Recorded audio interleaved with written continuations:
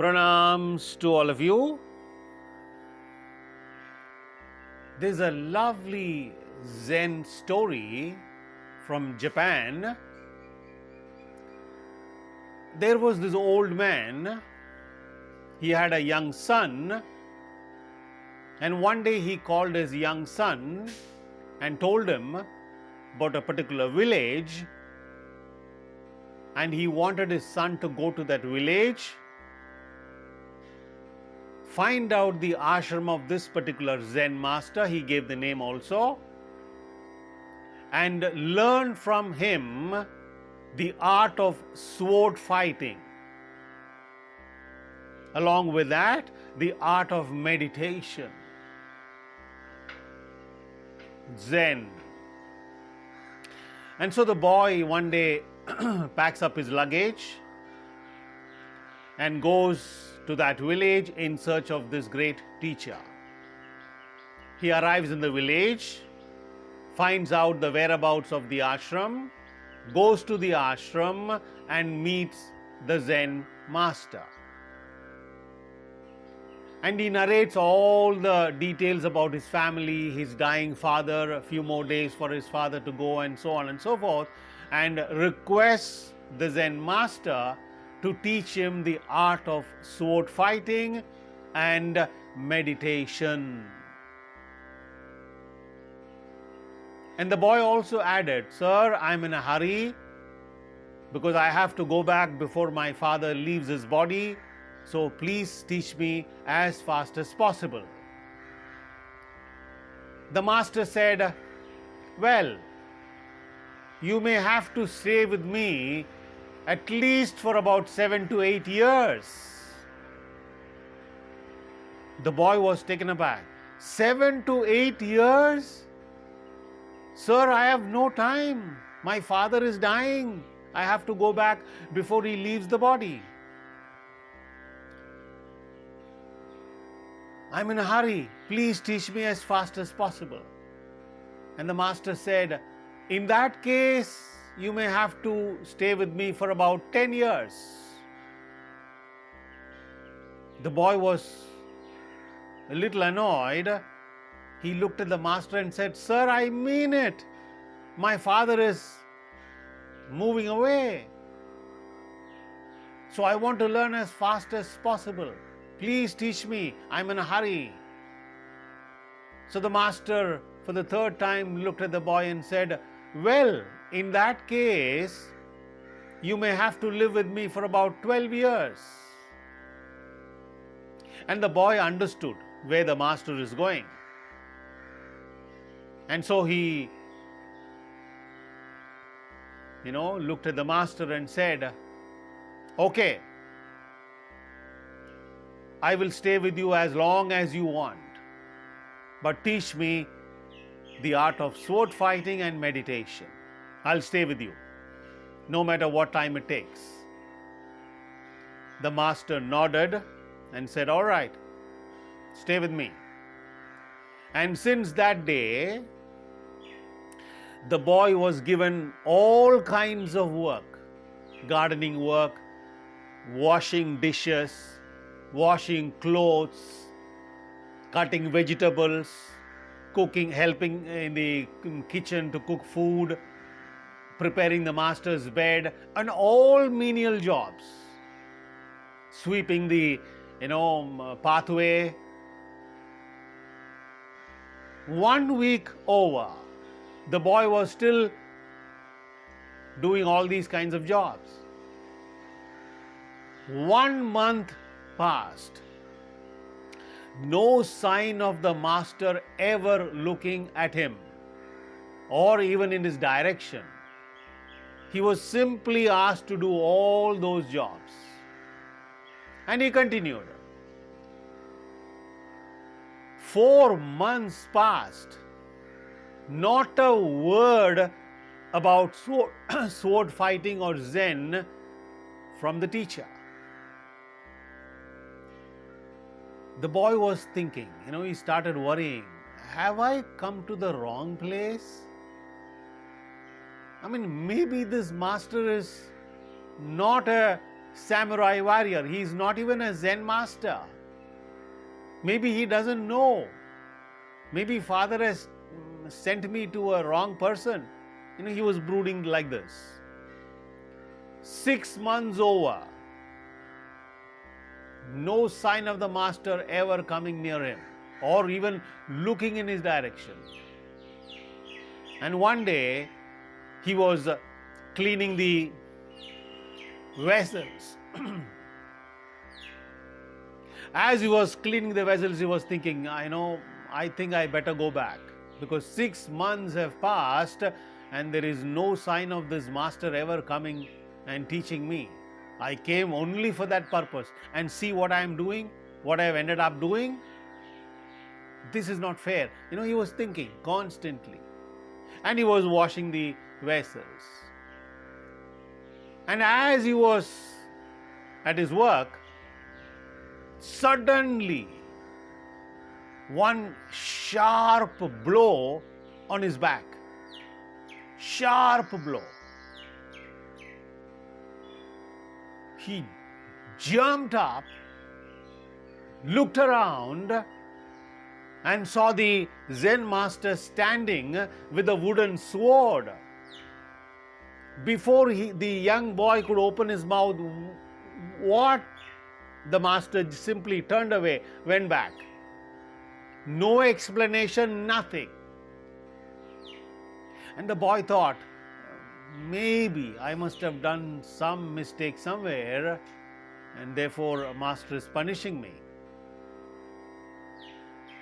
Again, after 3-4 days, he was doing something else in the garden. Again, the sharp blow on the back. This time he jumped up, rushed towards the master and said, "What are you doing? What did I do?" No explanation. The master simply turned away, went away. The boy was angry. What did I do? At least the master could have told me what I did. Some mistake, some problem somewhere. I could have understood. But look at this. He's coming behind my back and hitting me like this. This is not right. He went and met his, friends in the ashram and told him, "Look, this is what is happening to me, and I think I'm going away. Maybe this master doesn't know. This man is angry with me. I don't know why. I'm going away." And the students, the other friends of his in the ashram, told him, "Hey, look, wait. This master is really great. You don't know much about him. He has reason, a purpose for every single action. So be patient, wait, and let's see what happens." The third time, after few more days, he was doing something else. Again, the same sharp blow. Turns around, the master is standing there with the wooden sword. And he thought, no use talking to this man. This man must be a mad guy. The master goes away. No explanation, no words, nothing. And since that time onwards, the boy became so alert, incredibly alert within. Because you never know when this madman will come and beat you, you see. So he was all the time careful, very watchful, very alert, right? And one day he was doing some other job in the kitchen, and the master was, behind the boy, approaching him very slowly, silently. And he was about to raise the wooden sword and beat the boy on the back. The boy simply turned around and looked at the master and said, "Sir, I know you were coming." For the first time, the master had a smile in his face, a beautiful smile in his face. And one day, this young boy was so tired and he was sleeping. Again the master, entered his room with the wooden sword, raised the sword to hit the boy. In the sleep, the boy told the master, "Sir, I am ready." The master laughed aloud, woke this boy up, took him out then and there, and started teaching him the art of sword fighting. And the Japanese legend says, this young boy within a month's time learnt everything about samurai sword fighting, and the master also taught him what is meditation really, what is Zen, and this young boy becomes an adept. I mean, a boy who really learnt and understood everything about sword fighting and dhyanam. Lovely story. Now what happened? Master did not use words, explanations, language to teach the boy the first step in the art of sword fighting. And what is that? Awareness, bodham, alertness, incredible alertness. Now, how do you teach? You can't teach this through words. You can't teach this through any normal teaching method. How do you bring this about in a very real sense? And that's what the Zen master did. He awakened the awareness that was in the student already. He didn't give anything. The boy didn't gain anything. So, this was how Zen masters of those days, and maybe even today, they taught their students without much words, without much talking. So what are we talking about? In a previous video on education, we asked this question, how well do you know yourself? And we gave some examples and so on. This video is a continuation of that video. In another way, the question is, how well do we know ourselves? That was a question I asked in a previous video. How well do you really know about yourself and yourself? Beginning with your body. This body is a house where we are staying in. We are tenants, as we told you. So how do you know yourself? Where do you start? And we mentioned in the previous video, again, if you watch, you will understand, one of the first steps, the beginning of the discovery of yourself, knowing yourself, is Anugraha. We explained that in the other video. What is Anugraha really? Yeah, the translation is grace, blessing, benediction, and so on and so on. But what is Anugraha? There is again a beautiful story I heard somewhere. I'm not clear about the details, but this is how the story goes. There was this devotee of Lord Krishna, Bhagavan Krishna, a great devotee of Bhagavan Krishna, and he always used to pray to Lord Krishna, "Oh Bhagavan, whenever I am in difficulties, whenever I face a great deal of problems and worries and stress and strife and conflict and everything, please be with me, please help me." That was his constant prayer.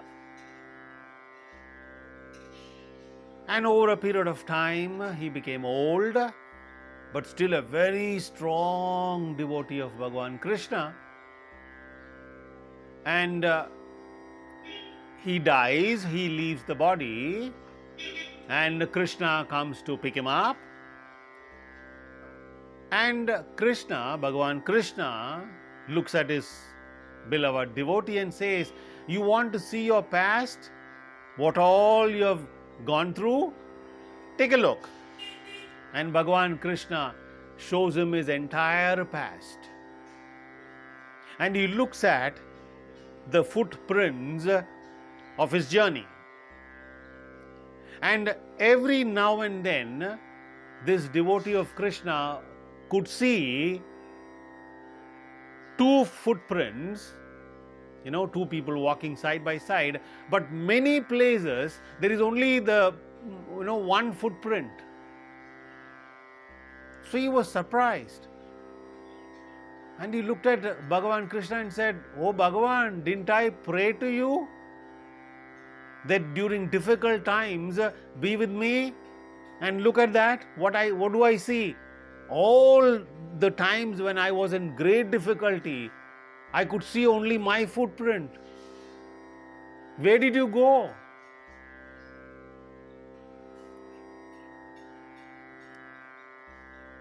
Beautiful, And Bhagavan Krishna looks, I'm choking.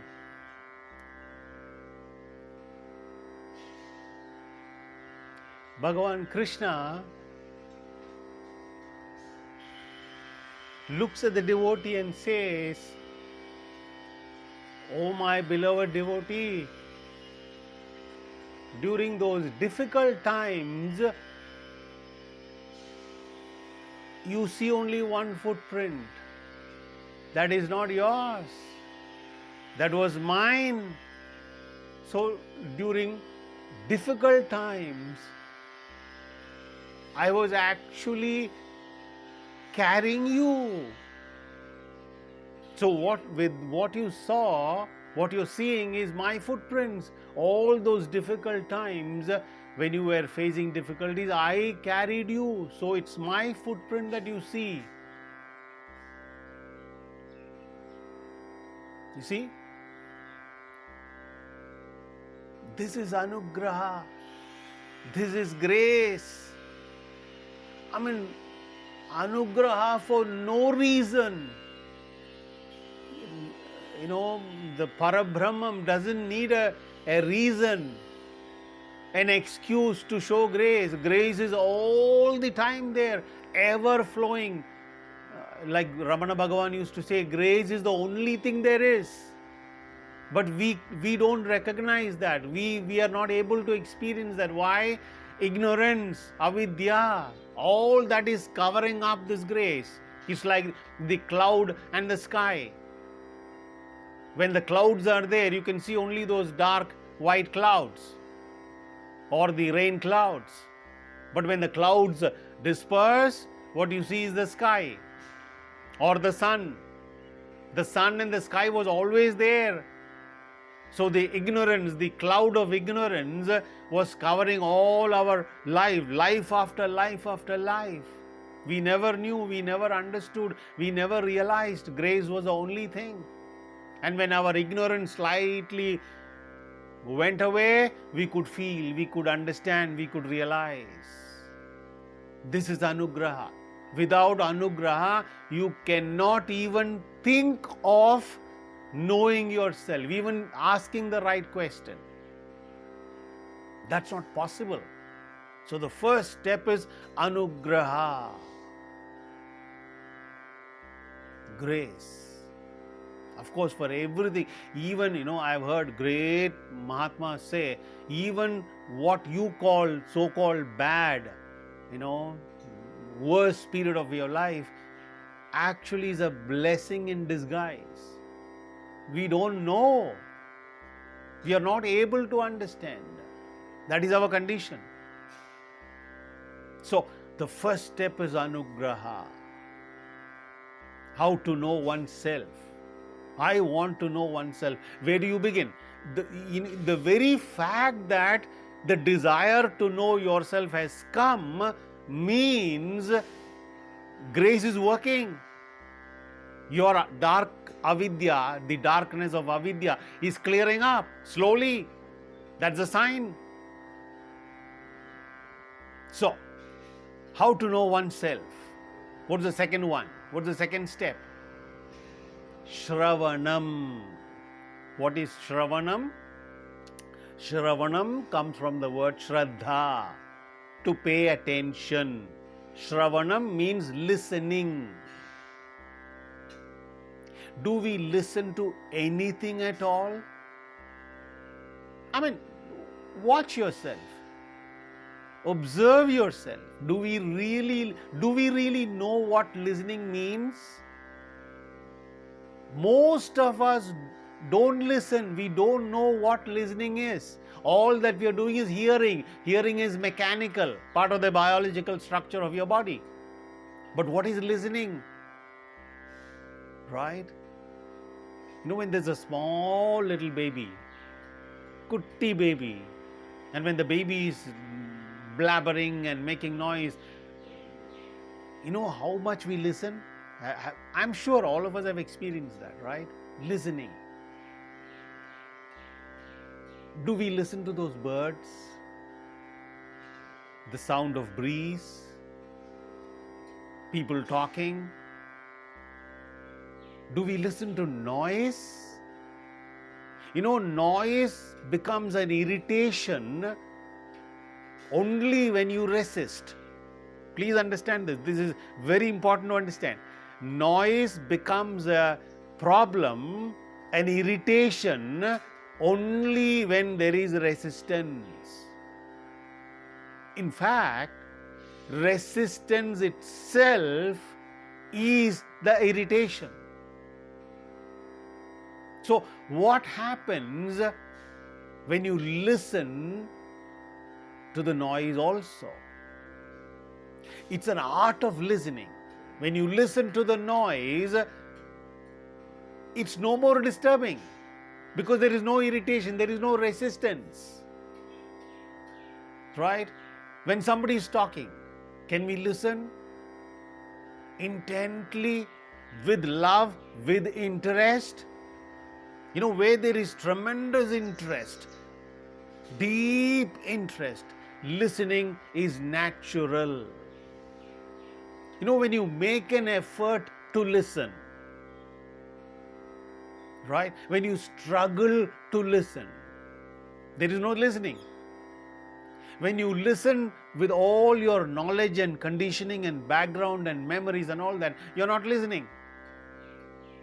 So to listen, interest and a relatively quiet mind.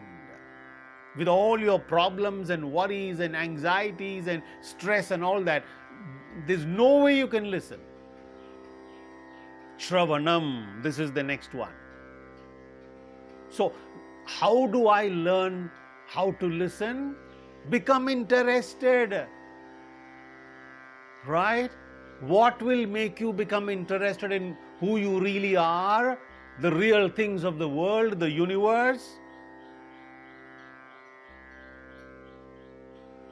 What will make you? What will make me become really interested in myself, the true self? In a way, suffering,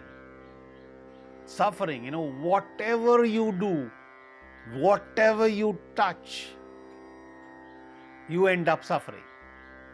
So a fairly intelligent person will always ask, what is going on?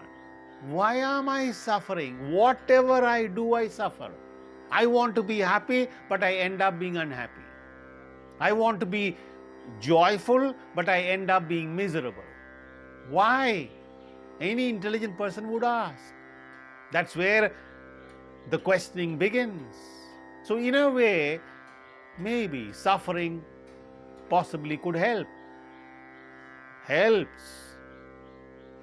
So Shravanam. What's the next one? Darshanam. What is Darshanam? Drish, to see clearly, to see everything as they are and not as you want them to be.